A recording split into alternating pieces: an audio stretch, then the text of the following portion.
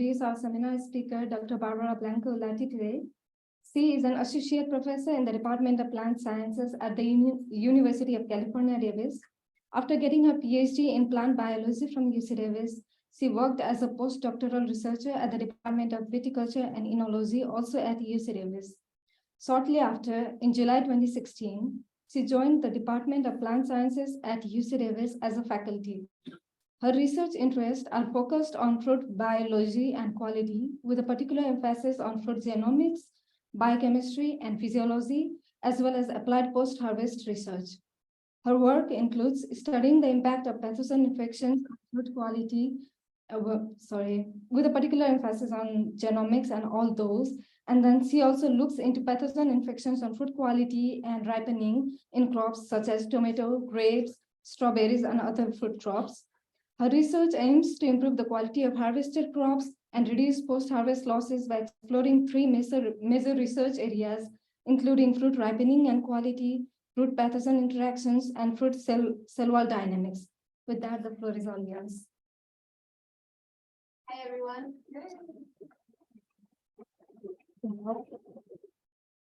So thank you, everyone that is joining us through Zoom. And I have to apologize in advance, but the weather has not been really favorable to me. So I got some sort of allergy when I got here. So if you hear my voice cracking, just maybe I'll have some water. Just bear with me, okay? So I'm really happy to be with you all today. It's my first time in Texas, and I enjoyed it, although I know it's been raining, but it's been beautiful being here. So much green and so much great people that I have been meeting. So I appreciate all the students that have talked to me about their projects and also some of the colleagues. My purpose today for this talk is to give you an idea of the type of work we do in my lab. I might go a little fast in some of the projects. If you are interested or would like to ask questions, please feel free to stop me now or at the end of the seminar. And we can also, I think we have some time to mingle after, so we can also talk a little bit more. So if you want more details, bear with me. If I go fast in some of the sections, also bear with me. So the first point that I would like to make is what motivates me to do this type of research. So I operate generally in the field of post-harvest, and we have two big challenges. The first one is to improve and maintain crop quality, and that product that you eat is affordable and accessible to all. So that's a really important motivation to fight nutrition, to ensure nutrition security and others. As well, the second biggest challenge is to avoid food loss and waste. And you know that is pretty relevant in our everyday life, that we generally produce more than what we have in our tables, either in the post-harvest supply chain, we lost a lot, or even in our households, we waste a lot of fruits and vegetables, as well as other grains and other products as well. When we talk about post-harvest, we cannot detach from the reality that when we work with agriculture, this is a continuum. And you know, it's being sort of a slogan for many different industries, the farm to table movement or farm to fork.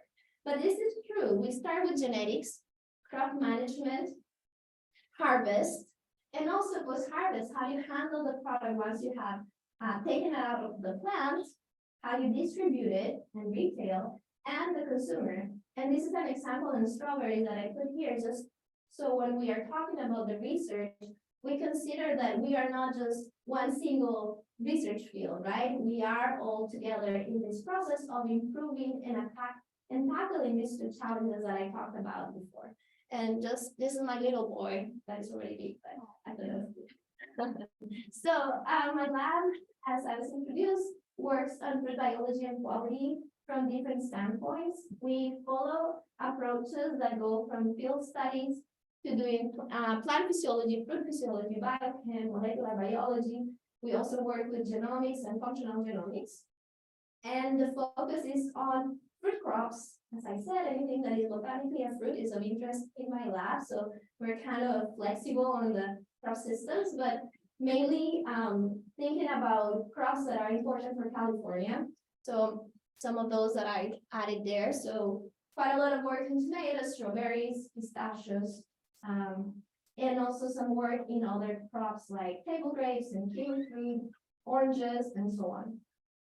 Most of my talk is gonna be on tomatoes. There was some bias around here of the people that wanted to hear tomato work. So I won't be talking too much about other fruit crops, just a little bit here and there. But we are working a lot on other different fruit systems. Okay, so even before I start with going into more details, I have to acknowledge my team because I do not operate in isolation. All this work has come from these amazing people behind me, which are my grad students, undergrad students, as well as my staff. So I would like to acknowledge them first, and we value all their diverse and multicultural perspectives that they bring to science. So I think that that's important to say just upfront. So let's go into the details on the research. I told you we are motivated. Personally, I'm motivated about these two challenges and to work in the fruit quality and improving quality or maintaining quality. We have tried to understand first what is quality. Quality is a subjective term, right? What is quality for you is not the same what is quality for the retailer or what is quality for your grower. So quality, we can define it as attributes or traits that give a product value. And ripening, which is an amazing developmental program, is quite key to deliver all these quality attributes to the commodities that we study, in this case fruit. So we start with this not so great fruit that is hard, green, mealy, not tasteful. And thanks to this amazing program of ripening, you get all these different pathways, biochemical changes, physical chemical changes to deliver a fruit that is delicious. And these attributes of quality are gained during ripening. This is just a way to see different quality attributes. So as I like to define it, we have different important attributes that are associated on how we perceive a crop or a fruit product in this case. And so we have color, we have flavor, we have texture, and we have nutrition. And around that is shelf life.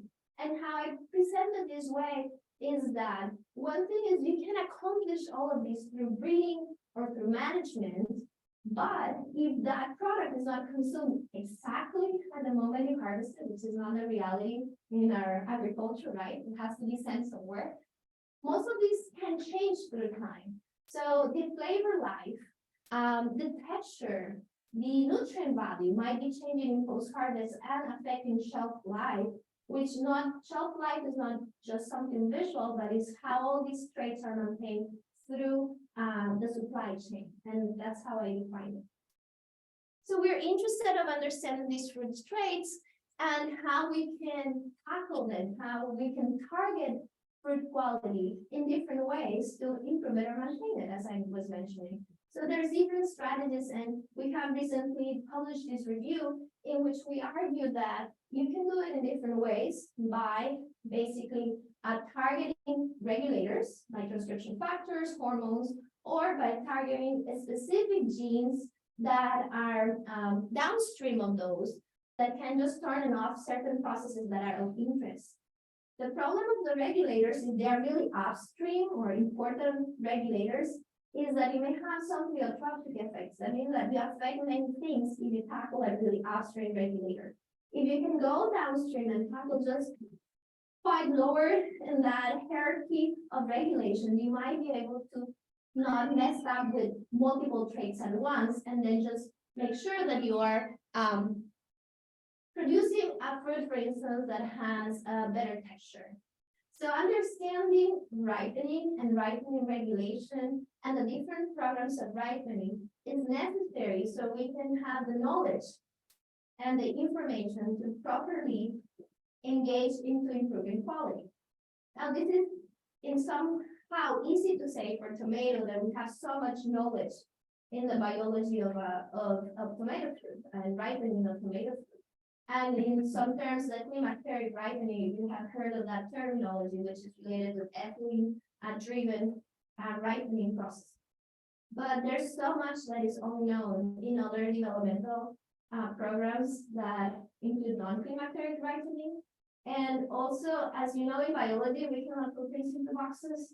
Some crops may behave climacteric for certain traits when always, like melons, that's an example. Like they are climacteric, but if you detach them from the plant, they will gain more sugars, right?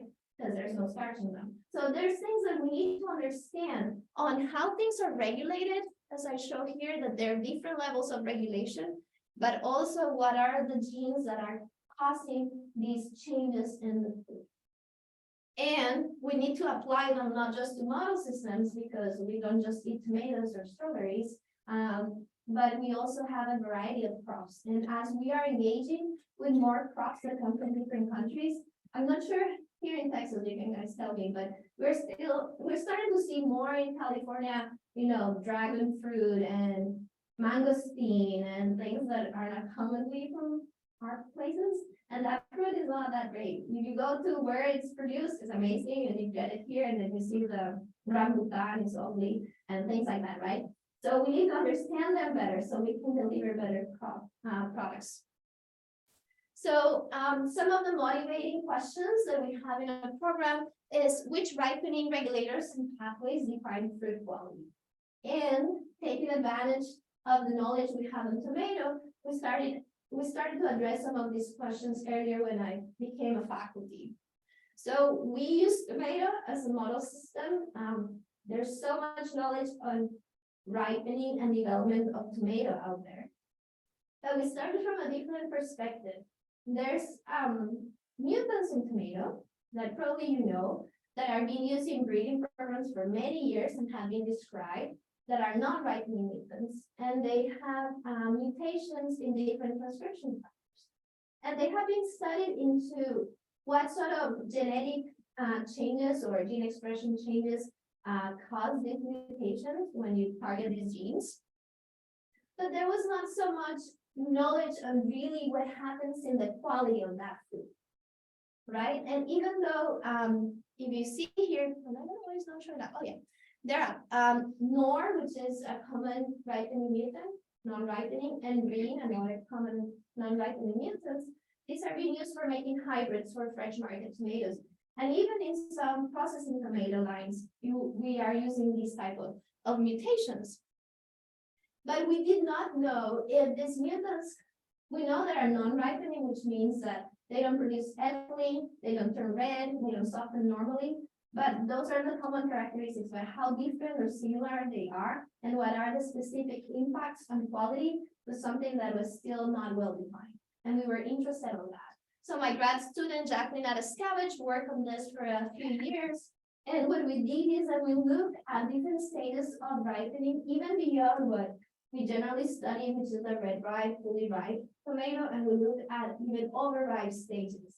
And what we found is that, well, obviously from this photo, and if you have worked with these mutants, is that they are phenotypically different, and we can quantify that in many ways. And I'm not showing the data, but we can quantify it through firmness, color, accumulation of sugars, sugar acid balance, and different things. But if you see here, this is NOR, and if you leave it long enough past the ripe stage, it starts looking like a turning wild type tomato. It looks pretty similar to you guys, right? It doesn't gonna turn super red as a fully ripe wild type, but it does gain some lycopene and some color. It was not described before because we always look at it until sort of this stage when it looks really green. So there were aspects of these ripening programs that were not necessarily completely inhibited, but maybe delayed. And that also gives some ideas on how these transcription factors, and specifically these gain of function mutations, may impact quality. And what we observed in many ways as well is that they did have different changes in their transcriptional profiles, their gene expression, throughout development and ripening in these different stages. We wanted to see how different was the ripening process in NOR and green, as important for hybrids, but also this non-ripening mutant called CNR, or colorless non-ripening. This is an epimutant, which is an interesting mutation, and has always been described as a ripening mutant. So what we saw is that actually CNR was quite different than all the other mutants, even before ripening. So we actually consider it a developmental mutant and not a ripening mutant. Because if you see here, this is CNR mature green. This is gene expression at PCA on how similar or dissimilar these fruits are based on the genes expressed. And this guy is quite different to all the mature green, wild type, NOR, and green. So it starts different. It produces a lot of ethylene compared to the other, even wild type and mutants at the green stage, when ethylene should not be produced as much. And it has a lot of different defects as well. Interestingly, it does do ripening. So it's just a different type of ripening than the wild type. So a lot of genes change in CNR during ripening. But because it starts different, the ripening program ends up different. It's not like a wild type ripening program, but there's a modified ripening happening in the CNR too. And then once we look at these different profiles, another thing is that green and NOR did show more of that inhibited ripening process until the red ripe stage. But I told you that overripe tomato looks so much like it was actually sort of ripening to a certain level. So we look into the physiology of these, and what we observed, and one of the take-home messages of this story, is that the green tomato, when it was overripe, it actually accumulated sugars and had the same sugar acid balance than the wild type, but it just didn't turn red. And it was, of course, it was firmer and had a longer shelf life, but it has the same level of sugars. So if you just need to live it a little longer to achieve what the wild type does until the overripe stage. But if you're breeding for a higher color, you might not want this green mutation because it has a deep effect on color. On the other hand, the NOR mutation did not produce any good sugar acid balance, actually has really bad taste attributes related to those parameters, but it had a lot of color. So it depends on what type of breeding purpose you have. You might want to use one of those two mutants for your breeding program, or at least understand the impacts of these mutations into the quality so you avoid it or not as you decide where to go further. And these two mutants have really been permeated through all the breeding programs in the seed industry, so they're quite relevant. But the mutations we explore, of course, are quite dramatic, as you've seen. Even if you have to wait until the overripe to get some flavor or taste in the green or some color in the NOR, there's still quite pleiotropic effects on these mutants. So what is known, and this is work not just from my lab, but different labs, is that different alleles of these transcription factors that have different impacts on quality. And what we know is that the canonical one that I show you, a function mutation, negative dominant type of mutation. But if you have different CRISPR alleles or even some other natural alleles, you may have different impacts on quality. So for instance, we discovered an allele that we call NOR5, which you see here. And this NOR5, we are being introgressing it into heirloom varieties that have really great flavor, but not so great shelf life. So we can improve the shelf life of the heirloom variety, but without having such a strong impact on quality, like if you were using the NOR canonical one that has a really strong effect. Actually, this allele has a slight effect on the phenotype. So by using different alleles of the same gene, you might have different doses, let's say, on how much the quality is affected. So this is some ongoing process of research that we have. And we've been working with an independent breeder on this specific one. So going back to this, we talked about regulation. So the problem of using these high-level transcription factors is the pleiotropic effects So trying to find either transcription factors a little bit lower in the hierarchy, more downstream the target, or find target genes that you can tackle. So one of the other parts of our research has been focused on looking at ripening genes and how those affect quality, particularly texture and shelf life.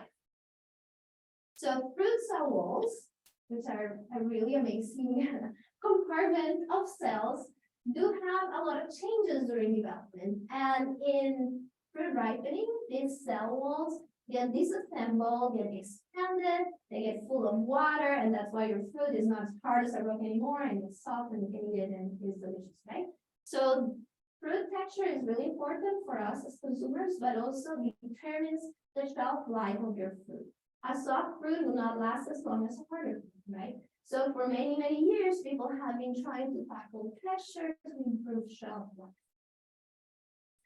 And in tomato, we know that fruit softening is driven by mainly the breakdown of pectin, a polysaccharide in the cell wall, and how that pectin is remodeled and is solubilized through ripening by the activity of multiple enzymes.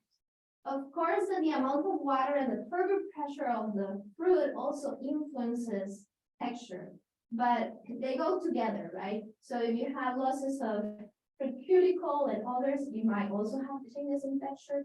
But this specific effect of having these softer walls, expanded walls, is mainly driven by the dynamics on how we break down pectin. And since the first fruit GMO that you probably know, Flavor Saver, existed, it was because people have been trying to work on knocking down or knocking out these different pectin degrading enzymes, so you can stop that pectin breakdown and have this harder fruit. Now, I will spend too long if I have to talk all the story about Flavor Saver, but Flavor Saver was RNAi, well, actually an antisense line on polygalacturonase. And both polygalacturonase and pectin lyase are enzymes that work on the backbones of pectin to make it more soluble during ripening. So that was the first attempt. And for many years, people try to put polygalacturonase, which I will call PG, down to improve shelf life and texture, but it was not super successful. And the reason why is that the logic was that PG, if you extract the proteins from a tomato fruit, is the most highly abundant protein. So it was logic that it's so much PG, if you knock it out, you're probably gonna have a phenotype. But the phenotype was okay, not so relevant. And people were kind of puzzled about it. Was until we have the tomato genome and we started thinking about pectin lyase, this first enzymes here, then we thought, well, maybe this one has an important role in fruit softening. It was overlooked for multiple years, although people knew pectin lyase existed, because it was mainly identified in microbes. And the pH ranges in which pectin lyases work in microbes were not near to what exists in a fruit. So biochemists were like, no, that for sure is not gonna work in a fruit. So people kind of ignored that for many years. So once we have the genome and we look at what the presence of these pectin lyase existed, people start thinking about it. And my collaborators and I published this paper back in 2016 in which we demonstrated that making a silenced RNAi line of pectin lyase has an important, extremely important impact on fruit softening, way more than the PG that has been studied for so many years. So that gave rise to understanding, okay, pectin lyase is an important factor controlling firmness and potentially shelf life. And we look into now using gene editing technology and creating knockouts on the pectin lyase gene that is important during ripening, and also on the PG to compare on the PG that has been studied and try to understand what were the impacts of each of those enzymes on the cell walls, on the middle lamella, which is what sticks the cell together, because you also have some cell-to-cell separation during ripening, and in the tricellular junctions where the three cells touch, right? In the fruit tissues. So we explored that with multiple strategies and with immunolocalization of different antibodies that detect different types of pectins. And what we found out is that pectin localization and distribution is altered in the CRISPR-PLI, so that was nice to corroborate what we expected. And we had a better understanding of the biochemistry behind knocking out these specific genes.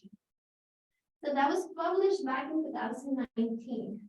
And the question is, so what is PG really doing? So much of that protein. It does break the pectins, but it seems to be maybe a two-step process that requires first pectin lyase and then PG. There's other enzymes that are involved in this process. If you know some of these names, maybe you have heard about pectin metallosterase, which once it is the first step, remove the methyl group, so these two others can get into the backbone of pectin. So how are these enzymes working together? Sometimes we have this simplistic point of view, like we want to, whack them all and see what happens. But there's a lot of moles at the same time, right? So we decided to do a double knockout of the PG and PL and look at what was the phenotype. So this is just being submitted recently. And what we found out is that there's an additive effect of having PG and PL and knockout on firmness. So the fruit becomes way more firm than the PL itself when you have the two out. So they work synergistically and you have this additive phenotype. And we look at it through 2 years of data. So we have firmer fruit, but does this fruit have any effects on the taste or other parameters that are you interested? So the first answer is no. So we did not see any impacts on the sugar acid ratio, for instance, in this fruit. So just seems like we're just tackling firmness without tackling other aspects that we're interested to keep. We look at volatiles, which are important for aroma. And what we observed is that actually the double line has more aroma than the other lines. And so we have measured individual volatiles, and we observed that this double CRISPR has way more volatiles. And then we also looked at the color, and we saw that there was not significant impacts on external color in the double we combined. So what does this mean? It means that we have firmer fruit with no other impacts on quality. Pretty cool, sure. But we already had the CRISPR that was firmer. So what do we want more firm fruit? What do we gain? So when we start looking at it, is like, how do they perform in post-harvest? So we want to ship tomatoes, they want to last longer and taste good. And we start seeing that, and somehow hard to see in this image, the wild type and the CRISPR single PG did not have really great shelf life. And the CRISPR PL and the PG PL, the double, actually looked pretty good. We kept seeing the double CRISPR, and we saw like by the day 16, they look better than the CRISPR PL. So we kept seeing them, and we were really surprised that when we looked at the data beyond 16 days, we had an extremely remarkable post-harvest storage in the double CRISPR. So you can see here, this is 38 days post-harvest, and these guys are just totally gone. You have all the pathology here to see. But the CRISPR PL was great. You see some shrinkage and some, loss of quality. But these guys look so great. So I was quite impressed, and seed companies have been coming to me because they're really interested in this phenotype. For the fresh market, for sure. But the other aspect is that for processing tomatoes, they are harvested when they're ripe. Like usually in the field, green tomatoes, then ripen out of the field. But processing tomatoes are harvested ripe. They are hard like a rock sometimes, right? So they are put in a big truck. And the thing is, there's a lot of communication that has to happen with the grower and the processing plant. Because there's so much trucks the processing plant can take. So sometimes growers have to keep their crop in the field longer. And they call that trade extended field harvest of extended field storage, EFH, EFS. So even the crop right in the field for a little longer without going rot gives them the ability to coordinate when the crop can be harvested, so they don't lose their crop if they have to wait for the processing plant to take it. So this is an important trait for processing tomatoes. So also the processing industry is interested in not getting these tomatoes rotten so badly. So looking at the traits for shelf life, interesting for extended or extended field storage, interesting too. But there's also the big question on how tackling these enzymes may influence the juice consistency of a processing tomato, because a processing tomato is made into juice, so you can have ketchup. So the most important trait for the processing industry is juice consistency, and that is mainly impacted by the pectin, the composition and the structure of pectins. And so if we know that these enzymes work on pectin, so how are these enzymes impacting the processing quality of the tomatoes? Will they make juice that is more consistent, which means less water, which means more money for the growers? So we've been working on this space and trying to incorporate our knowledge on the fresh market into the processing industry. And we also have been working a lot of understanding how ripening and quality operates in a processing variety. Because if we're used to publications in fresh market tomatoes, processing tomatoes are a different beast. You cannot extrapolate. The ripening process is completely different. They don't soften, they are hard, they have different thickness of the pericarp. So these tomatoes have been bred quite differently. So we've been looking at what ripening of these tomatoes and how that impacts quality. And we have looked at a diverse set of lines with different consistencies and how the enzymes and other enzymes can contribute to that. Not going to give too much details on this because we're still working with our industry collaborators, so I'll keep that on that. But it's a space that we are quite interested. Does anyone work with seeds here? No, that's not seeds. Really? Okay. Well, tomato fruits are valuable, but tomato seed is quite valuable. And some people say that by weight, tomato seeds are more valuable than gold.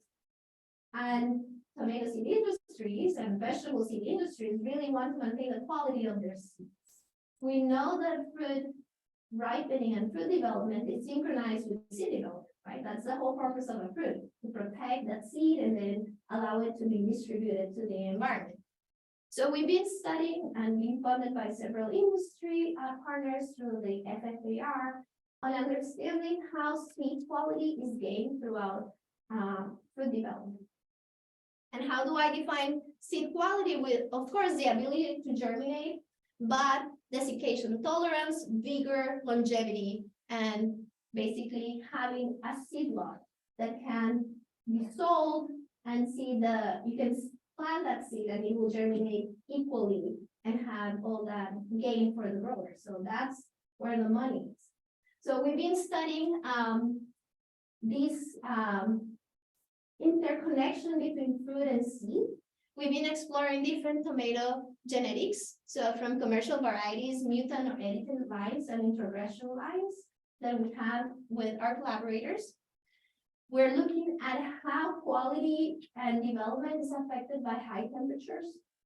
And that's important because where we produce these seeds starting to become hotter and hotter. So we're looking at how high temperatures affect these quality attributes in seed, and also how development stages of the fruit affect seed quality. And we have gained a lot of interesting information that I would like to report in the future by creating these big gigantic data sets of single fruit, single seed data. So we can have single seed germination data.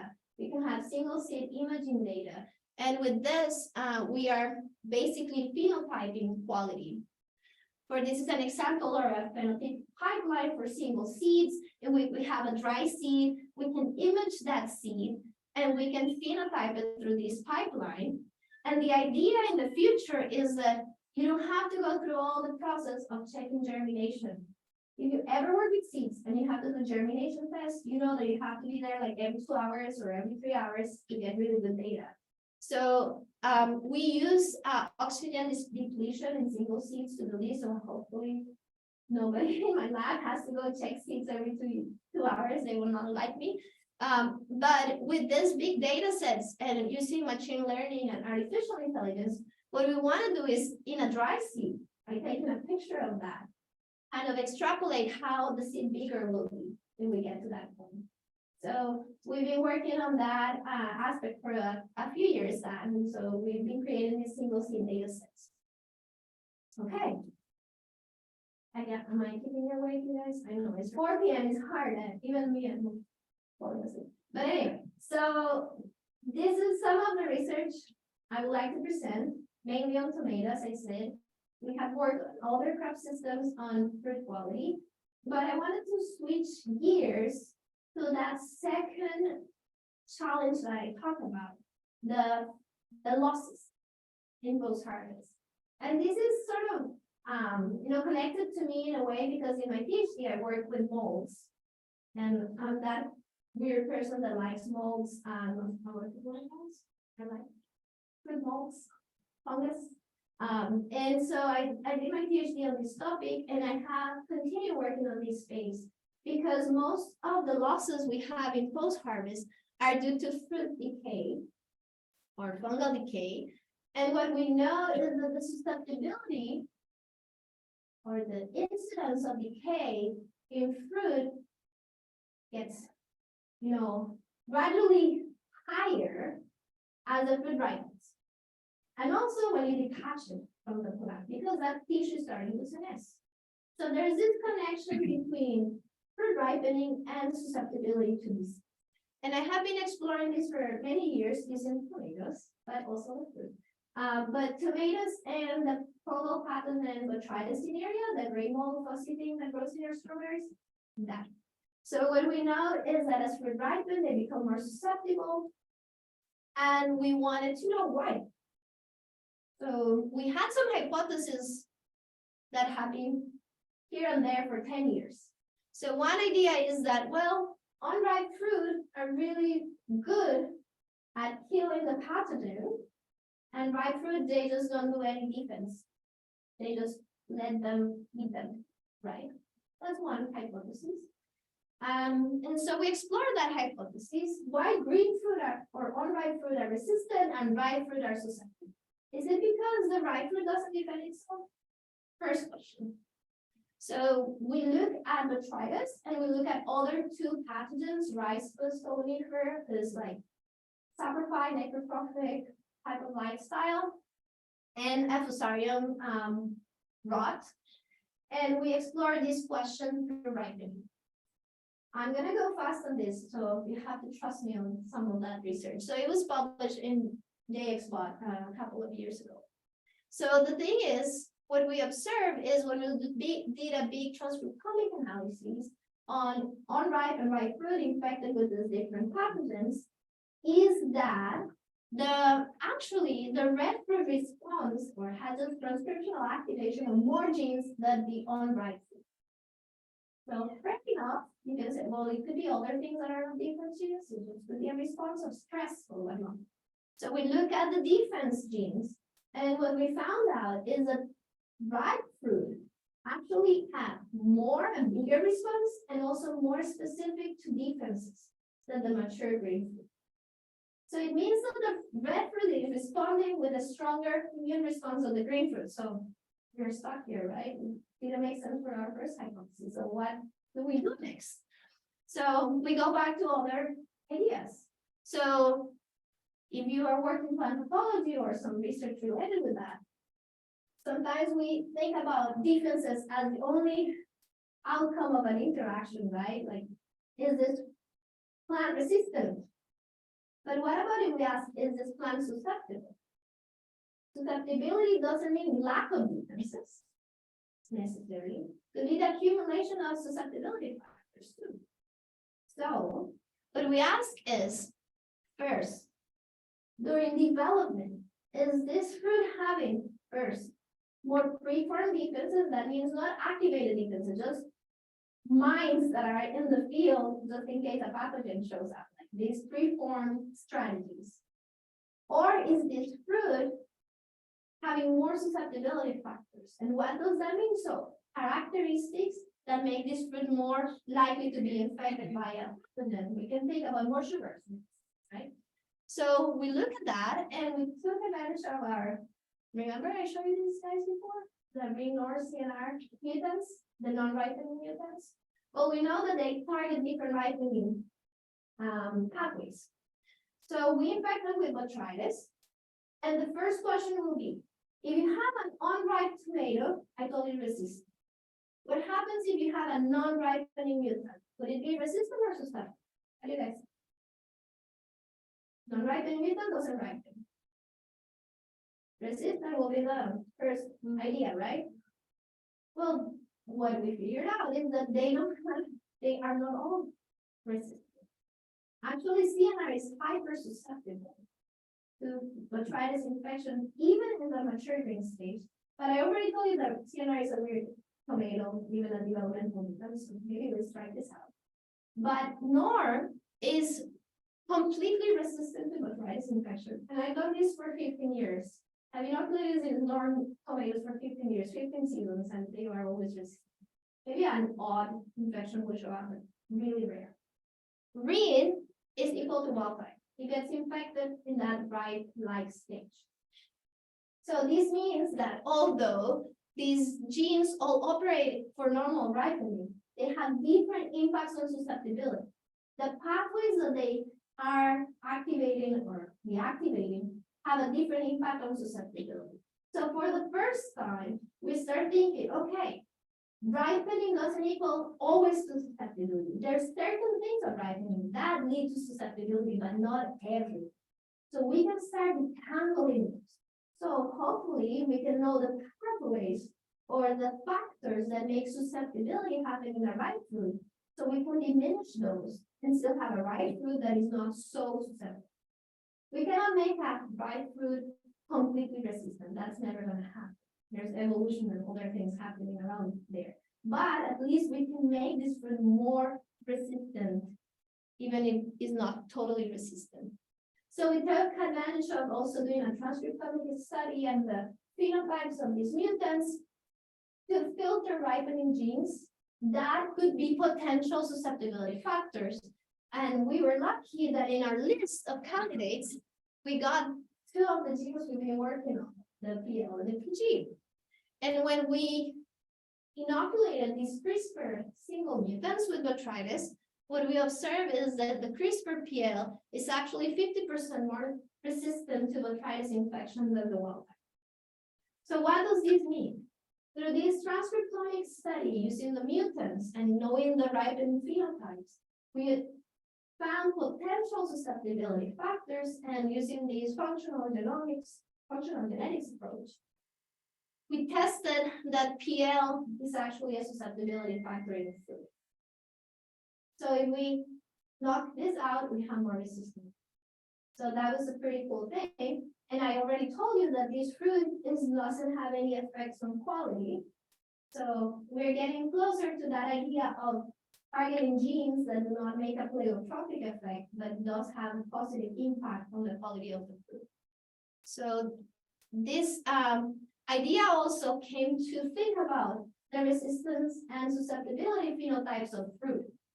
So to wrap up this story, unripe fruit are resistant, but they are resistant because they have little susceptibility factors. Although they have not so big response to the infection, they also have preformed defenses to help out this balance.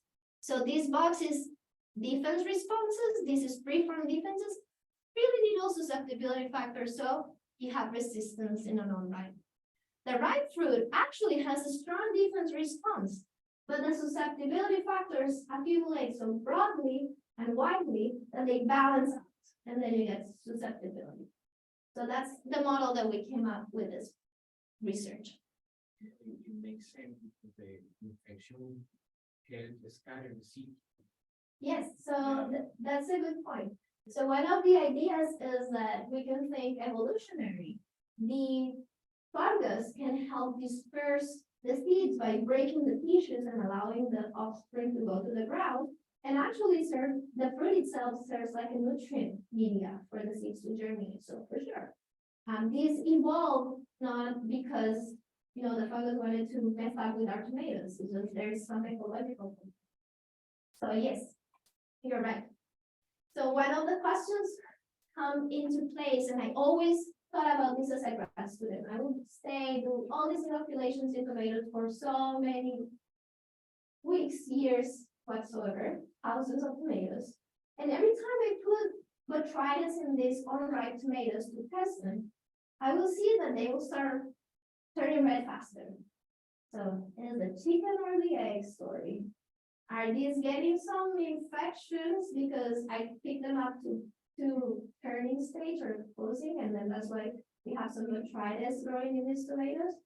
Or is botrytis causing ripening to happen? So I always had that question. So we addressed that in a paper we published, actually, in last year, I think it's 2023. So in plant feeds, in which what we did is that we got green tomatoes resistant, right? We inoculate them with botrytis. We waited 3 days. They are climacteric, so they will ripen eventually. They still not ripen yet. They still look green. There's no really a lot of infection or no infection at all. I told you resistant. But then they start ripening, right? And 6 days after, the ones that were botrytis inoculated ripen faster than some that were mock inoculated. I mean, we wounded them so we can have some ethylene activation, but not as prevalent as if you have botrytis infection and more things happening than just a wound response. And so these tomatoes that were unripe and with botrytis started ripening faster.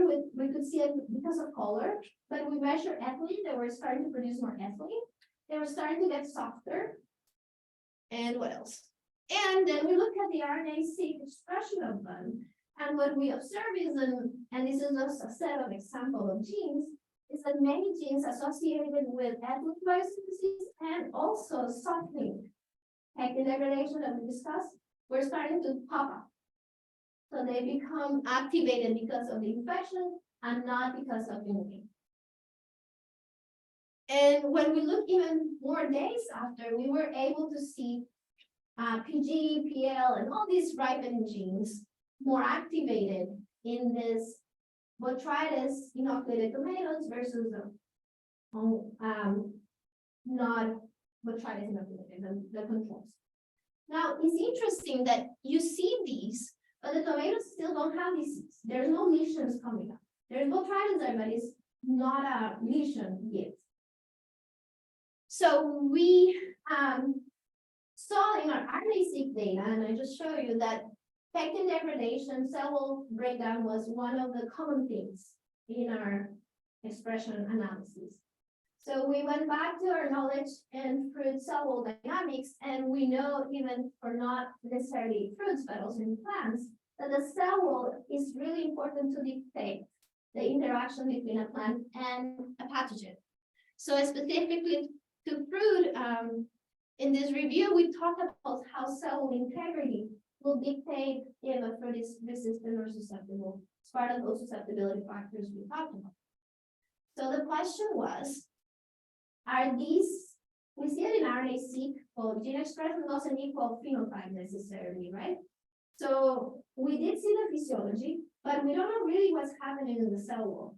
So taking advantage of doing a glycomics approach in collaboration with the CCRC, the University of Georgia, we look at this panel, and all these tiny fonts are different antibodies, and all these columns here are different polysaccharides in the wall. And so we look at how the cell walls of the fruit work in unripe and ripe fruit without botrytis, just ripening, and with botrytis. So we look at the different structures of this cell wall, and I don't want to go into details, but I just wanted to look at this heap. So we look at basically in the peg, and this MG means green fruit, RR means ripe fruit. So there's 2 columns in each of these. This is what happens during ripening. No infection, just no. And this is what happens when you have an unripe, mature green tomato infected with botrytis, yet no infection seen, just inoculated. And I dare you to compare these 4 columns against these 4 columns and see if you can tell the difference. There's some differences, it's not 100%, but they look freaking the same, right? So this was telling us what is happening in the polysaccharides in the wall during ripening seems really similar to what's happening in unripe tomato that has not yet gone through ripening when botrytis is there. And if you're a person that likes numbers and perhaps better than images, we quantify that. And so we can see how there's a really strong correlation in the changes of these epitopes in these polysaccharides because of botrytis infection and because of ripening. So really common things happening together. Of course, if you compare this to just ripe tomato that already went through all the softening process, you have no correlation, and they look really deep. So this means that botrytis is causing in the cell wall changes that are similar or even almost equal to ripening. To make this host more susceptible to the disease itself, as I told you, the cell integrity is so critical for that interaction to happen.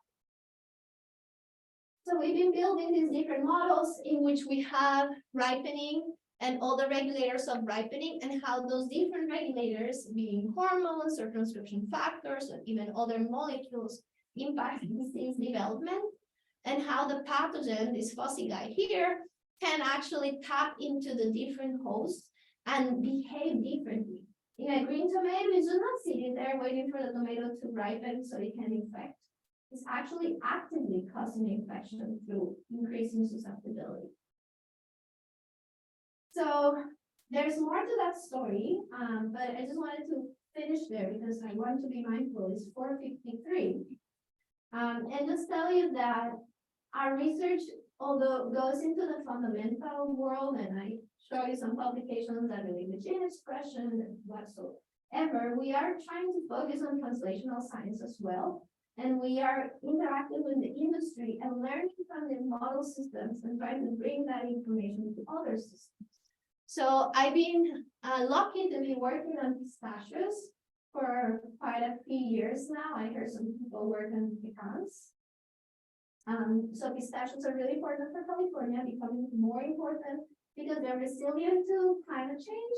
They're really good at growing at high salinity environments, which almonds are not so great. So almonds they were the money makers in California for many years, and they displace a lot of tomatoes actually because they are more valuable. But then almonds are a little bit more drama queens than pistachios, so they like more water and they cannot deal with salinity. The pistachios is coming up to be really important. And the cool thing is that the quality questions in pistachio might seem different to tomato, but there's some common things that we can learn from the two systems.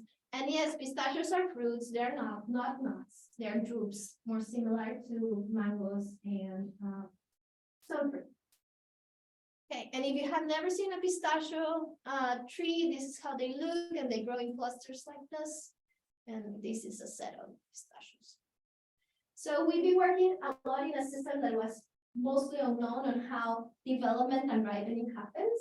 So we have created first understanding the different stages of development. So we work with the phenology data that already existed, done by some orchard physiologists. So it's not like we started from zero, but we have expanded the knowledge and understanding the physiology of the fruit and look at how the fruit develops. One interesting aspect of pistachios, if you're here, this is a developmental continuum. This is growing degree days.